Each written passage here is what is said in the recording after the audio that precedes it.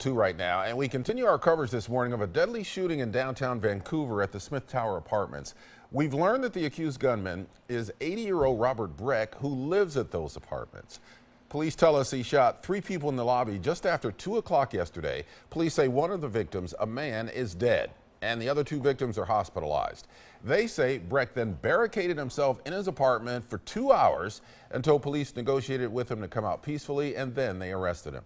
Investigators have yet to release a motive, but they say Breck is expected to appear in court later today. Yeah, KOIN 6 spoke with Breck's neighbors to learn more about him. Elise Haas is live to tell us what they shared. Elise?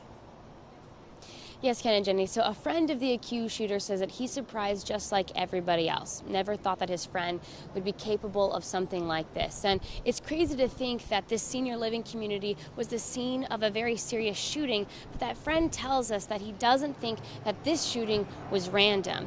He believes that those 3 victims were targeted in this case. And Johnny Maffey told us that Breck had had a lot of complaints against the man that he's accused of shooting. He explains that Breck and the victim had an ongoing disagreement while living in this retirement community. They had a little gripe going for quite a while, and I think Bob just got tired of it. I never would think that he would shoot somebody. He's not that kind of guy. Yeah, so I'm surprised just like everyone else is. And Johnny watched as his friend was escorted out of his home in handcuffs. As far as the other 2 victims go, Johnny said that he believes they were connected to the man that was shot.